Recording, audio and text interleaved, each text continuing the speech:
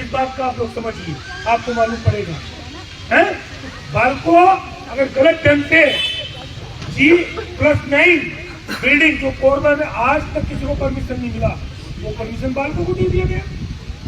एक बार DFO stay लगाती है, बाद में वही DFO जांच खाती है और उसके बाद स्टे वेकेंट हो जाते हैं और फिर काम चालू। एक बार जो है आपका SDM यहाँ उसमें रोक लगाते हैं आपके पेड़ को शिफ्टिंग करने में, और बाद में उसको फिर शिफ्टिंग की परमिशन दे दी जाती है। तो ऐसी कौन सी ताकत इस बालकों के साथ जुड़ी हुई है? वो वैसे संरक्षण दे रहे हैं तो बालकों में एक एक आदमी, एक एक नागरिक परेशान है और यहाँ पे प्रताड़ित किया जा रहा है, और यहाँ की जनता को संरक्षण देने की बजाय यहाँ के बालकों प्रबंधन को संरक्षण दिया जा रहा है। पहले कलेक्टर थे 2 साल तक रहे, कोरबा को बहुत पीछे करके चले गए। हम लोग तो सोचते थे कि संजीव शाह और रानू साहू भ्रष्ट कलेक्टर है, लेकिन पिछले कलेक्टर को तो हम सोचते थे ईमानदार है। तो ईमानदार है तो भैया फिर बालकों को बंटाधार क्यों किया?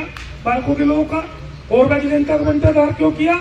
उन्होंने तो बालकों को वोट दे दिया था।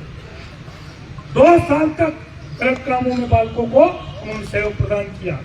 भू विस्थापितों के मुद्दे नहीं निपटाए SECL में, लेकिन SECL में कुसमुंडा में जाके देखिए, कुसमुंडा में वहां के भू विस्थापितों के ऊपर लगभग 50 मामले दर्ज हो चुके हैं। 50।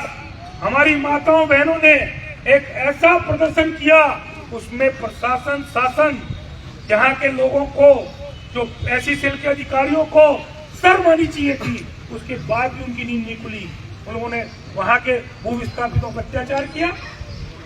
ठीक है, हेलो हेलो, आवाज आ रही है ना सबको? तो इस प्रकार से हमारे मानना है, अगर सारे व्यापारी एकजुट हैं, सारी बालकों क्षेत्र की जनता एकजुट है, तो किसी का कोई बाल बांका नहीं कर सकता, ना किसी की गुंटी टूटेगी, ना किसी का होटल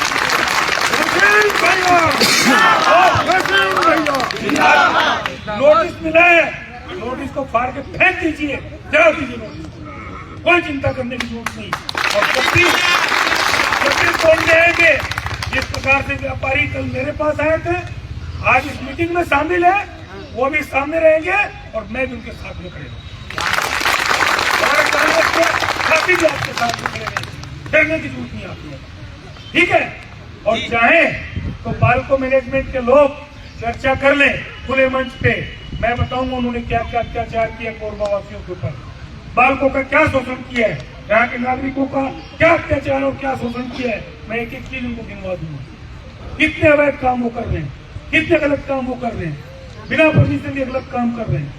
इस प्रकार से मजदूर तक दूसरे प्रदेशों से लाए जा रहे हैं। क्यों? बालकों में कोरबा में मजदूर की कमी है क्या? मजदूरी करने वालों की कमी है क्या?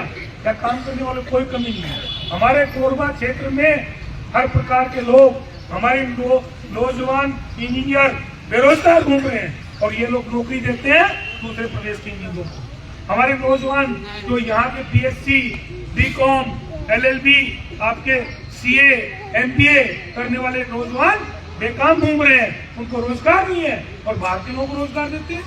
इस प्रकार से क्यों?